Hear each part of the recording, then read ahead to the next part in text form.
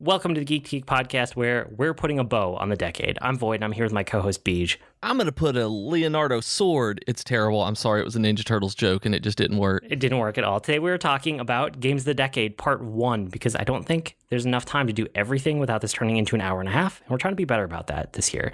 Or maybe longer, depending on how we start talking about some of these games. Yeah, exactly. So, before we dive into that, we will dive into the first half of the decade here very shortly, but I need to announce up front that Disney Forever, the other podcast that I'm on, that I've been working on with Katie from the Tea Time podcast, is finally live, like, everywhere. And this is why I've only mentioned it in passing and not up front before, is because, like, we were waiting for the final approvals on, like, Apple was kind of the big holdup. It's really officially live. It should be on every major podcast platform as of yesterday when we're recording this. So when you guys are listening, as of a couple days ago. And, you know, if you haven't heard about this yet, Katie and I are trying to watch every Disney movie ever, which is a tall order. But you can watch along, or you can just listen along to our reactions to it. You don't actually have to watch the movies. Either way is good. But we realized once we were a couple episodes in that we should actually tell people up front, like, here are the movies that are coming up, so people can watch along with us and have their reactions with us. And even though there's only a couple episodes posted, we're already getting a lot of good reactions and people like, oh, tell me what's next so I can, you know, watch ahead, which is really, really cool to see. Yeah, it really is. Like, I hadn't actually thought about watching ahead and, like, going along with it, kind of like a book club or a watching club. But when somebody had mentioned that on Slack today, actually, when I saw it, I was like, oh yeah, that's how you would treat this. That's exactly right. Yeah. So yeah, absolutely. So what are y'all going to be talking about soon? So here's the first, like, 10 of them, because what happened was we got caught in the Apple approval system over the holidays, but we kept recording. So we have a giant backlog. So you guys are going to get 2 episodes a week for, like, the first month and a half, because Katie and I are sitting on this, like, 10 episode backlog at this point. So if you want to watch ahead, you can, because I know the first about 10 of these. I think this is 9 or 10 right here. So here we go. Here's where we're kicking off. There's Moana, which is 2016, a recent one. There's The Story of Robin Hood and His Merry Men, the live action one from 1952. There's the animated Robin Hood from 1973. We did Steamboat Willie from 1928, Flight of the Navigator from 1986, Who Framed Roger Rabbit from 1988, Coco from, like, 2 years ago, 2017, Snow White and the Seven Dwarfs, which is dwarfs instead of dwarves. It's really strange, but it's from 1937. It is. I ran into that as we were doing the episode. And then Sleeping Beauty is 1952, and then Enchanted from 2007. And we don't know what's beyond that, because that's how far we've recorded. But there's like 10 of them to get us started. And like I said, we're releasing 2 episodes a week. By the time you guys are hearing this, at least episode 0 and then the first 2 real episodes after that will be out. So you can dive in right away. I would love it if people listen and react and tell us what you like, what you don't like, what you like to see improved. But really, it's just another community building thing for the Geek Geek Network. We want people to listen along and participate and give us your reactions too, because we want to hear things that we didn't think about or how other people reacted to the movies. And as you can tell, hopefully you can tell, the reason I was listening the different years is because we're really trying to go all over the place. We're not trying to go for the most popular or the most recent or go in order. We're really trying to jump around to give us a good variety. And one of the things you were talking about in terms of interacting with the community, we did put Slack and Discord Disney Forever channels up where there's already discussion going on in there so that you can follow along and really start talking about that. So it's just going to be really, really cool. I'm excited for this. I've been excited for this. So I'm glad to see it finally getting pushed out there and people being able to interact with you. And because people love Disney. Like, one thing that going into this, once Disney Plus launched and just the massive amount of just fanboying out that everybody did, it was amazing to me to see everybody has this connection to Disney. Well, a lot of people have this connection to Disney, and so this is going to be a fun community fanboying out.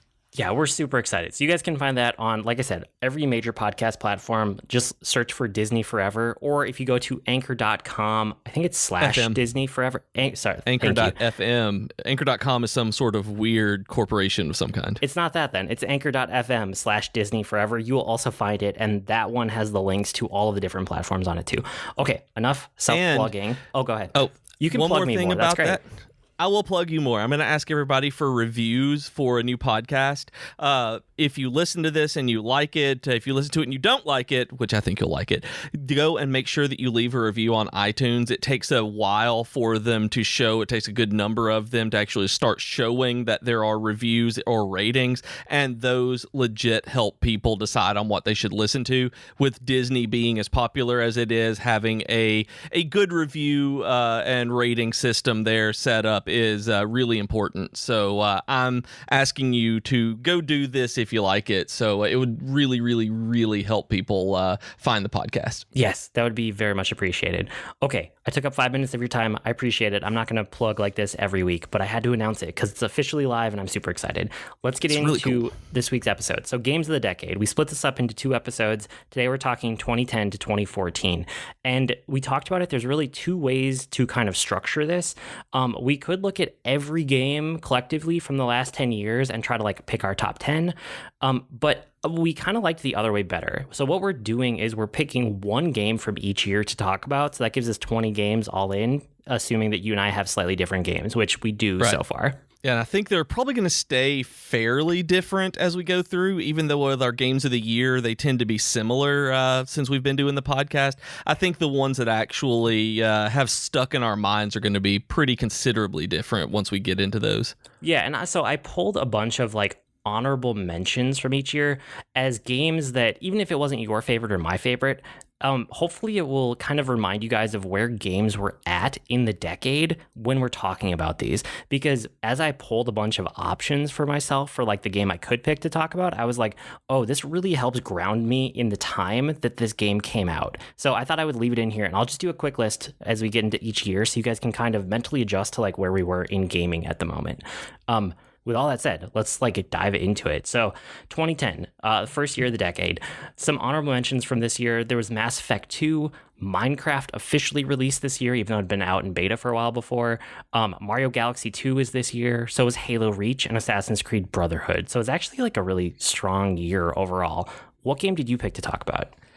Well, the main one that stuck, well, let me say this. The 2010 games, when you listed all of them when I was looking them up online, it struck me that 2010 was still during that point where I didn't play a lot of games. So all of these, I have this feeling of 2010, and in the end, it all came down to like World of Warcraft Cataclysm.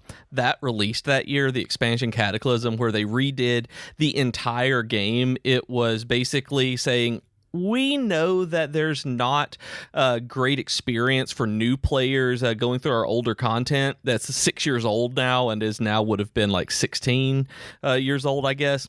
It was 15 last year. And so they redid everything. Like they broke the world apart literally in the game and redid all of the old zones. And Cataclysm is probably my favorite WoW expansion because of just how all-encompassing it was with that. They put in new races that were super interesting with goblins and worgen.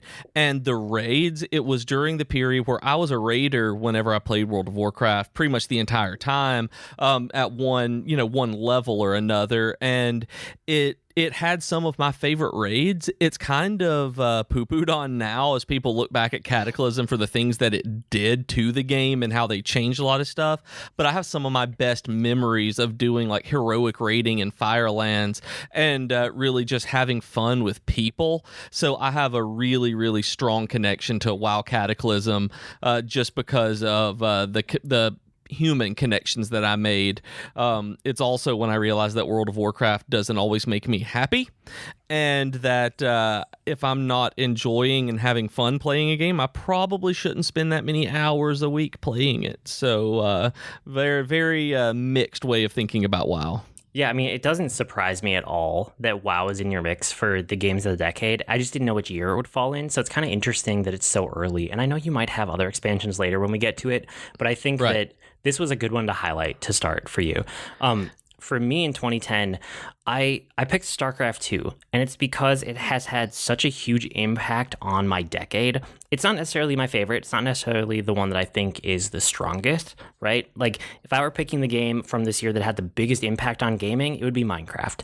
If I was picking my favorite game of the year that I think still holds up and I want more people to experience, go back and find it, it's probably going to be Mass Effect 2. But StarCraft 2, for me, is so important because it is why I started blogging. And like, if you go and you look at the very beginning pieces of my blog from like 2010, this is the year that I started like producing content on the internet. It was a decade ago at this point, which is crazy to me. But blogging led me to all these like communities that I'm in now of people that were bloggers or are bloggers still. And a lot of them have become podcasters like you. Like, this podcast would not exist if StarCraft 2 did not exist. That's how important it is. Because like, that is I found you crazy. through blogging, right? Yep. Yeah, because I'd started blogging back in 2008 and had been doing stuff with ProfessorBeej.com back then. So this was only even a couple of years after that, because I was thinking you had already been blogging at that point. Not really. Like, StarCraft 2 is really what got me to dig in. And it was, I was playing in the beta, and the beta is, it's really what like got people to notice my blog and pulled me into the community for the first time truly, because I wrote a bunch of guides for the beta, which I've never written video game guides before or since, but I was in the beta and most people weren't. So I wrote a bunch of content because I thought people would find it useful, not because I was trying to do SEO like I do for my job now, or not because I was trying to get clicks or likes or, you know, any of the modern things. It was legitimately just like, oh, I can do this and help people out. Let me try that. And I did, and it got picked up all of these places. And that was like, I've never had more traffic to anything on my personal like blog or anything along those lines, except for those StarCraft 2 like beta guides. And I don't know, it's just, it has completely changed the shape of my decade because of what I started, because of right around that time of StarCraft 2. So it absolutely has to be the game that I talk about for 2010. No question. Yeah, that is undoubtedly probably the game of the decade overall, just in terms of maybe not favorite but most influential. Like you said, it shaped everything from the very beginning. Like, we can stop the show now, it's just like game of the decade, there it is. Yeah, it's crazy. So it surprised me that 2010 was so strong up front. But let's get into 2011. So 2011, a couple honorable mentions here. Like, Batman Arkham City was this year. Bastion was this year, which was really good. You know, Super Mario 3D Land, Mario Kart 7. What did you pick for 2011? 2011, again, this was when I wasn't playing a lot of console games, and I actually loved Batman Arkham City, but I didn't play it until the next year. So I thought about that one, even though, because I fell hard for it, but I didn't play it this year, and so that year it was Star Wars: The Old Republic for me. I looked so forward to it. It was basically Knights of the Old Republic 3 for me, like everybody else at the time, and I was looking so forward to it. I pre-ordered the collector's edition with the big statue and the physical authenticator key, the separate books and the steel book. Like, I was all in. I waited on this to go live. In the early access, I was one of the very, very, very first people to log into the game when it went live, so that I could reserve my name. That I stayed, I don't remember, let's see, it was 2011, so I probably stayed home from work that day to be able to play it, knowing me, if I'm thinking, like, I can't remember what day of the week it was, but I know that I was up at my computer waiting on the servers to go live so that I could make sure to get the actual just name Damien on the server that I was playing on. And it breaks my heart. It makes me sad that when they did the free-to-play conversion, I wasn't still playing actively, and I lost my name. And because they reset names for people who didn't have subscriptions at the time, and I lost it. But I was one of the very first people to log in. I loved this game. It was absolutely worth like the wait for me going through all of it. It was great to experience this when it was brand new. Nobody knew what was going on. I was huge into PvP with it for a while. I still like Star Wars: The Old Republic. It's just that whenever I'm in the mood to play it, I have to be in the mood for MMO mechanics. But it's still got some fantastic storytelling, and it it's worth going back through that content that came out in 2011 because the BioWare stories are still there, and they're really good Star Wars stories. Yeah, I mean, the first part of the decade was like MMO dominated for you, for sure. Yeah, hardcore MMO dominated. Yeah, that doesn't, like I said, that doesn't surprise me at all. Including the previous decade as well. Like from about 1998 when I started playing Ultima Online to really 2012, 2013-ish.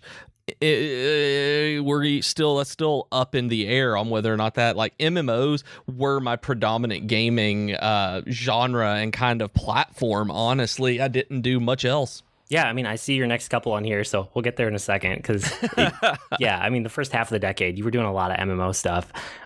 For me, for 2011, it's Skyrim. And it's like, I feel almost bad because it's such a stereotypical answer for a game of the decade because it's so well known and everybody's played it at this point, and it's on every system ever, and they keep re-releasing it, remastering it, and everything. It's such a good Western RPG, and I loved it at the time. I don't know if I want to ever go back and play it again at this point, 9 years away from it, but it was really, really good, and I'm still excited for the next Elder Scrolls game, whenever that ends up coming out. So, yeah, I don't have anything to say about Skyrim that a million people haven't said before, but it's a super solid game, so it's my choice for 2011. And it was my first Elder Scrolls game that I'd never really gotten into and played one. So Skyrim absolutely deserves to be on there because I never liked Elder Scrolls games and I never liked first-person RPGs. So for me, it actually holds a place for me just because it introduced me to that style of enjoying that style of game, I guess, and the series as a whole. Like, ooh, I can explore this and this and this and this. I'd never really gone, head over heels into something like that. Just dug in and fell in. Yeah, it's a good game. I mean, Skyrim, everybody likes it. Not everyone likes it, but everyone knows of it. Everybody knows it, yeah. So 2012, there were a lot that I pulled for this year for like possibilities. There's Zombies Run, there's FTL. This is the year that Dishonored came out and Mass Effect 3, Animal Crossing New Leaf, which is still the best Animal Crossing because the new one hasn't come out yet, Bravely Default, Guild Wars 2, Diablo 3, Assassin's Creed 3, Journey was this year, Persona 4 Golden, which is honorable mention and not my choice because I played it in later years, so I kind of kicked it out of the eligibility for myself. But yeah, there's a lot of games in 2012 that were really, really good. Yeah, 2012 was really a transition year for me in a lot of different ways. 2012 was the year that my dad passed away, and it was the year that I really got into fully losing my weight. I'd lost like 70-ish pounds at this point.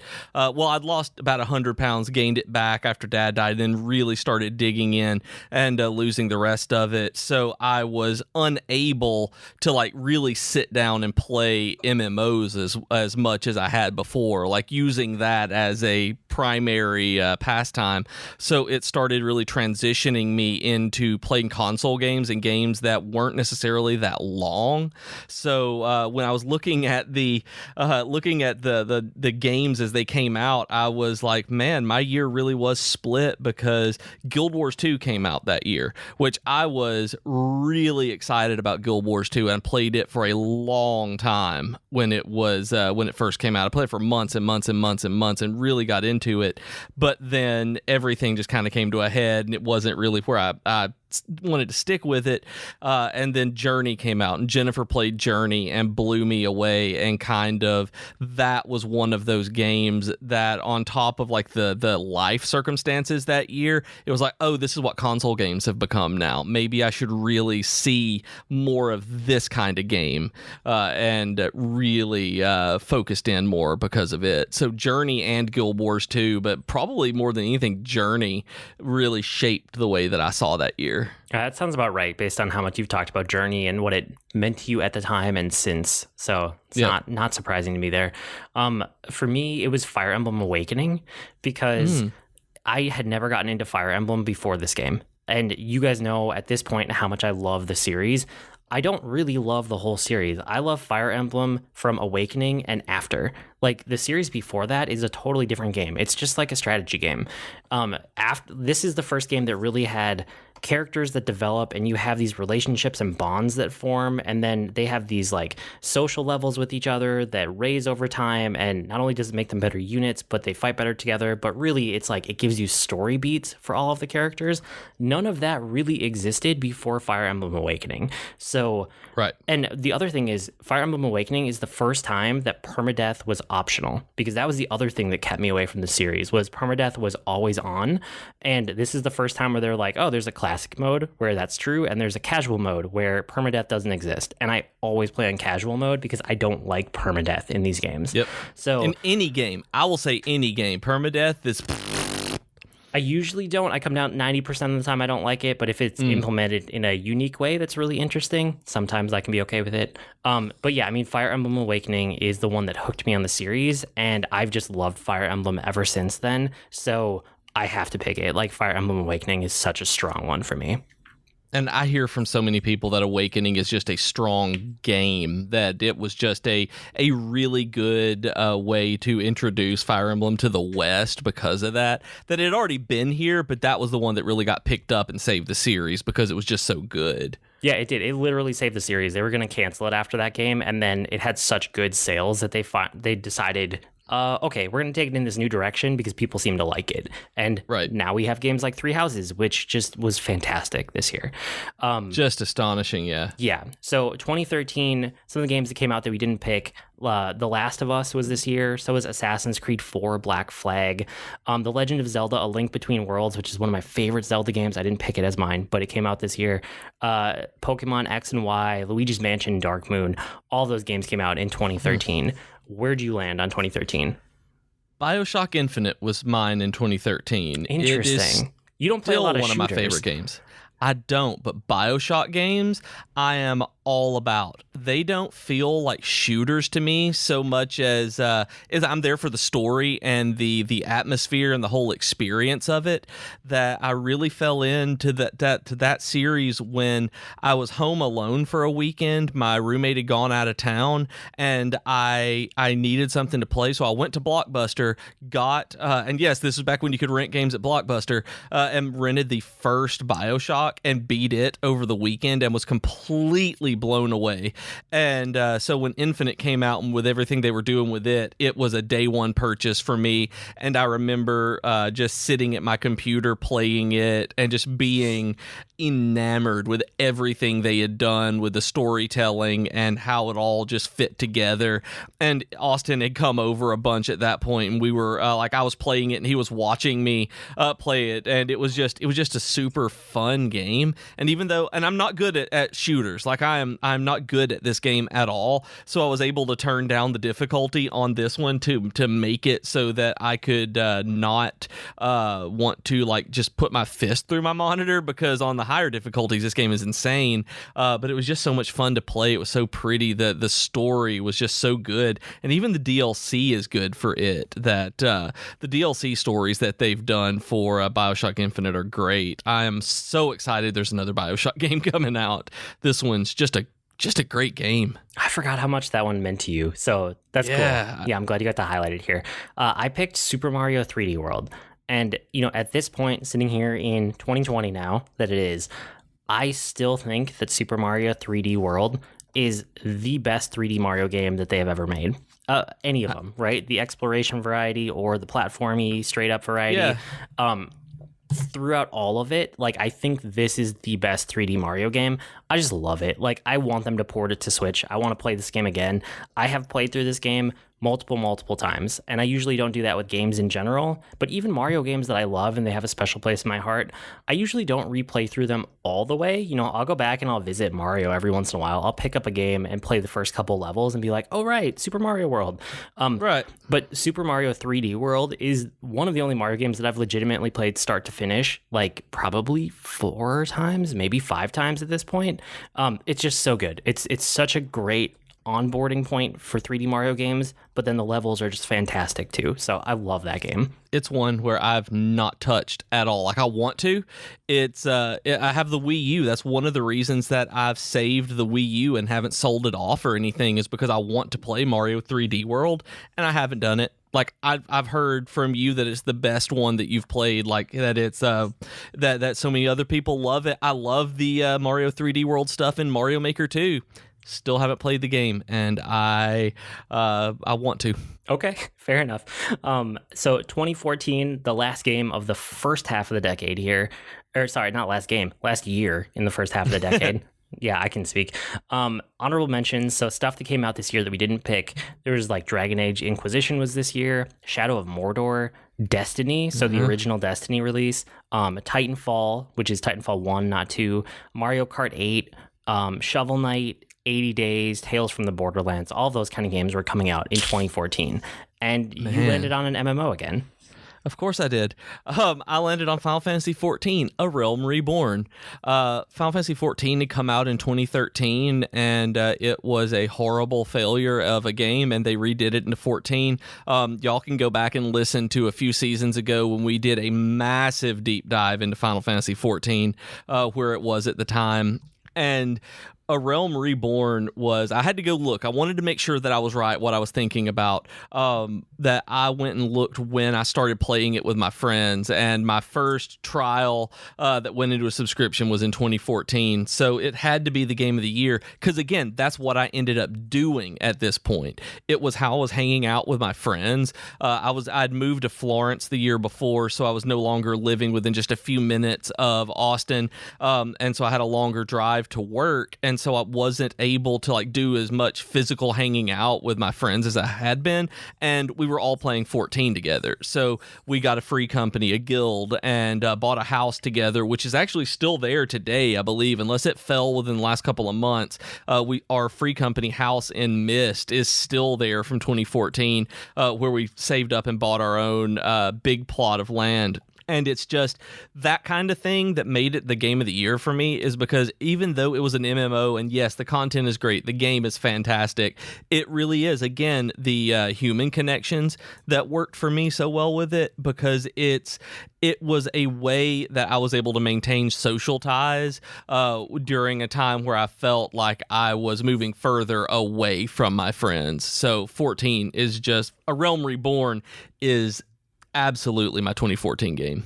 Sweet. Yeah, and I mean, in the years since, we've obviously talked about how much we like the different expansions and how it's come back up over time and how much it means to us. So it's cool that you had that connection with the base game, because I never had that. So it's interesting that it kind of landed in a totally different part of the decade for you than it did for me.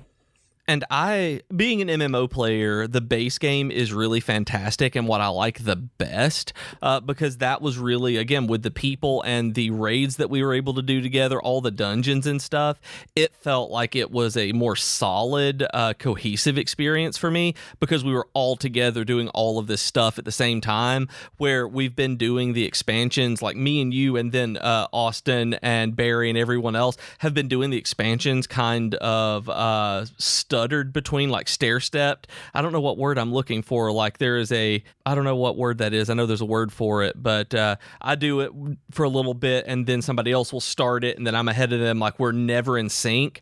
And but that was not the case with A Realm Reborn, with the very first base game of it. So I'm yeah, absolutely. Cool. Yeah, for me, it was Hearthstone was the game of that year.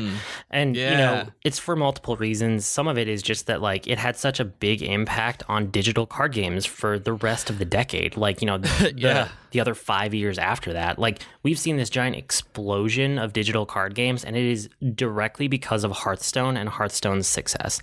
But I also picked it because that year, I've loved that game so much. Like, these days in 2020, I'm not really playing it. I might go back at some point. I might play around with it. But, you know, kind of the shine has worn off for me at this point. But, you know, this is 5 years later. And, like, at the time, it was amazing. I put so many hours into that game that year. And then in probably the couple years right afterwards, probably like 2015, 2016, that game saw me through a lot, right? Like a lot of freelancing where I was just waiting for clients or like waiting for projects or whatever. And I didn't have like the structure of a normal workplace for a few years in there. I was working from home. Hearthstone was something that I could dive into to just like disconnect my brain for half an hour. And I needed that so much at the time. I was also doing more travel for the work that I was doing. So I have memories of like traveling, and Hearthstone was my travel game. I would play it on my phone as I was like in the airport, like one of those sense memories, you know, where I just remember like certain times in airports where I was playing this game. And so personally, this game meant a lot to me for a few years in there. And then wider for the whole video game industry, I think it had such a huge impact on the rest of the decade. So I absolutely have to pick Hearthstone for that year. Yeah, absolutely. I mean, Hearthstone is the first digital card game that got it right. That they're the ones, if they figured out at that point what digital card games could be, how they had to be simpler at the time than tabletop card games could be, because Magic Online and other games had failed, that they were not great experiences. And so Hearthstone figured it out, and now we have Magic Arena, which is fantastic, but it plays really similarly to Hearthstone. Yeah, I mean, it's had a huge impact on all the other games that came after it. Like, it showed how seamless it can be, and everybody else has had to live up to that standard. And they have, for the most part. Like, I've liked other digital card games since then, and I know you have too. Like Duelist, whenever it came out, when we were doing the podcast, like, it was a different take on a digital card game, but it was one that I don't think I would have even given much of the time of day had I not had the experience with Hearthstone and seeing what digital card games could be. For sure. And like, I wouldn't have gotten into Magic the way that I did this year, or I guess last year, 2019, if it hadn't been for all the groundwork that Hearthstone laid for me, you know, like the fact that it hooked me and it kind of got me into the card game mode truly for the first time ever. It primed me to be ready for all the other games after it, especially something as intimidating as like Magic the Gathering Arena this year that I finally got hooked into. So yeah, it was super cool. So that's kind of the first half of the decade here. We're going to do the rest of the decade next episode. We do have a couple minutes here. So before we dive into one extra thing, don't forget you can support the podcast on Patreon. If you go to patreon.com/geek2geekcast, it helps us out hugely. It's how we do the hosting. It's how we expand the network. It's how all the money goes right back into the podcast, basically. So if you guys want to help us out, patreon.com/geek2geekcast. And I'd like to give a real nice thank you out there to Cody and Eric West. Y'all have become our patrons over the last week or two, and I would just like to give you a heartfelt thank you for supporting us, supporting the content that we create, and being such genuinely good people. Thanks, y'all. That's awesome. Thank you. Around the network, don't forget, you can find podcasts, all sorts of good stuff like Disney Forever. You can find streamers. We have the Geekery blog. All of it is at geektogeekmedia.com. And if you go to geektogeekmedia.com/subscribe, you can get it sent right to you, so you don't even have to hunt it down. It works out really nicely. So instead of Geekery this week, we have a couple minutes here at the end of the episode. I just want to give us both a chance to highlight a couple games from this first half of the decade that meant something to us that we didn't pick within that year. Right. Do you have any picked out? Because I have a couple. Well, Bravely Default really has clicked with me, and it's again one of those where I wanted to play it forever. Like, I heard such good things about it. I heard so many people tell me that it was one of the best Final Fantasy games I could play at the time, and it is. It's a fantastic Final Fantasy game. But it got me through the point where I was my mom was sick. My mom had been diagnosed with cancer, and it was during my big JRPG binge that I used to really deal with that and sit on my couch and not like deal with, you know, my feelings and emotions and everything that was going on. And Bravely Default was the last game that I played before she passed away. So it has a really special place for me. And I know that because I was having obviously a really hard emotional time, and I lash out when I have that happen. And so it was me and my extended families and members in the hospital room in hospice, and some of my family members said something that I was going to lash out at, and I started, and Jennifer stopped me and was like, you need to just take a breath and you don't need to engage in this. Do something to calm yourself down. And Bravely Default was that for me. I was able to sit there on my 3DS and actually focus on that instead, because it was so engaging, instead of the other things going on in my life. And I finished it while my mom was in hospice care a few days before she passed away. So again, like it's kind of I don't even know what the word. It's not morbid or anything, but it's melancholy for me. But it's just a fantastic game that I'm never going to forget, because it did actually help me through that insanely difficult time. Wow. Yeah, I don't have anything nearly that powerful. Sorry, I stole your thunder there. Do you have another something that's not quite as impactful before I transition to mine? I feel bad going from that to be like, hey, there's some games that I like.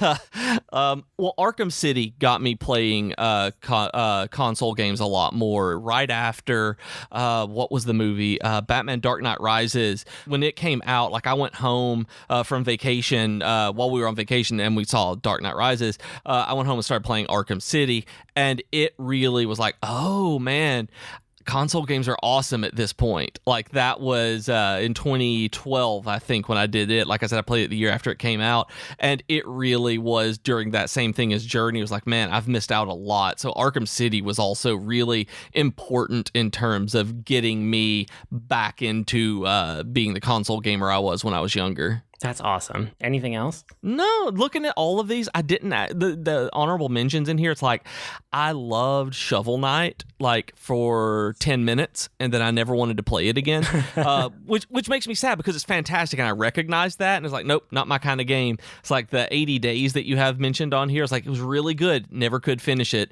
and I'm like 2 hours into Persona 4 Golden. Not 2 hours, like maybe 15 hours or something into Persona 4 Golden, and never beat it, so I can't say anything about it. Yeah, okay, that's fair. So I have a couple. One, let me get the easy one out of the way. Legend of Zelda: A Link Between Worlds. It's my favorite 2D Zelda, and that's about it. Like, I don't know what else to say about it. You know, like if we were talking about Breath of the Wild, which we will next episode, there's so many things to say about it. I don't think that A Link Between Worlds does anything that's crazy new. It does a little bit more like non-linearly than some of the other games, but it's just, I think it is like the best 2D Zelda. It's really good. I want more people to play it and appreciate it for what it is. But besides that, the other ones that I have are a little bit more impactful. So 80 Days, which you never clicked with, it's the reason that I got into interactive narratives the way that I have. And I know you've heard me talk about this over the last couple years about how much I love a really good kind of like, I always call it like interactive fiction, but you know, you could also call it just choose your own adventure type of game. And I love them when they're done well in video game form. It's because of 80 Days. It's because 80 Days showed me what this could be when it is its best. And that is still probably my favorite interactive fiction game ever made. And I still push it on people because it's such a good game. No, I love 80 Days. And then another one in here is Persona 4 Golden, because it got me into Persona. The reason it wasn't in the first 5 years of the decade here when we talked about our like picks of each year is just because I played it later than it came out. I think it was like 2 years later than it came out. It might have even slipped into 2015, but it makes more sense to talk about it here. And it's what got me into Persona. Like, I had never played Persona or Shin Megami Tensei or any of the other games around it before. And this is the one that finally broke through to me. And now I would say it's probably one of my favorite games of all time. You know, if you look at Persona as a series, like I loved Persona 5. Persona 4 Golden was amazing. So yeah, just for getting into the Persona series, that one was really important to me. And then the last one I want to call out here is Minecraft, which of course everybody's been impacted by Minecraft. It feels like so many people have memories of it. For me, it's kind of like a really weird but good, weird in a good way, bookend to the decade for me, because most of my time in Minecraft, like hundreds and hundreds of hours of playing Minecraft, happened in 2009. So before the decade even started, because I was playing the beta. Like, I didn't play in the alpha, but I played in the beta for a really long time. And I would say 95% or more of the amount of hours that I put into Minecraft ever happened in the beta version. Like, after it came out, I was so far beyond it. Like, I was so done with it because I'd played so much of it. And now on the other end of the decade, we're in 2020, and my kids are playing Minecraft. They love Minecraft. They love to make things in Minecraft and show them to me, or have me log into my Minecraft account and like explore what they've created. You know, they'll make things for me for holidays or special events in Minecraft, and I get to go like explore them. And I didn't know that. That's so wonderful. It is. It's wonderful. And that's the thing, right? It's this bookend of my decade, because when I was playing it in 2009, I didn't have any kids. Like, it was just me, and I was playing it, and I loved it for the game. And then I had this long period of being like, no, I'm done with that. Like, I've seen everything it had to offer. I put my hundreds and hundreds and hundreds of hours into that game. I don't need to spend more time on it. And now I've come back around to, this is really cool because my kids are so into it, and I get to appreciate it from that end of things. So Minecraft is just hugely important. It wasn't actually the game of any of my years within the decade itself, which is kind of strange. Yeah, that is strange that it was so impactful for the decade overall, but you didn't like play it that much. No, exactly. So yeah, that's I think where we'll end this episode. We'll pick up right there next time with 2015. You guys can write to us with comments, suggestions, or feedback. Our email address is geek2geekcast@gmail.com, or reach us on Twitter @geek2geekcast. We also have great discussions on Slack, Discord, and Reddit. You can go to geek2geekmedia.com for invite links, and while you're there, make sure to check out all the other content on the network. I blog at agreenmushroom.com, and you can find me at grnmushroom. That's green mushroom without the E's on Twitter. I'm also on Disney Forever, which is a podcast where we watch and react to different Disney movies every week, which hopefully you know from what I said at the top of the show. I'm not used to saying that. I got to write that so it flows better. Anyway, yes, Disney Forever. Check it out. I am on Twitter as @ProfessorBeej. That's Beej with 2 E's, and you can listen to me even more on the Dragon Quest FM podcast. We've been Void and Beej with your Geek to Geek podcast. That'll do it for this week. See you next week, geeks. Bye.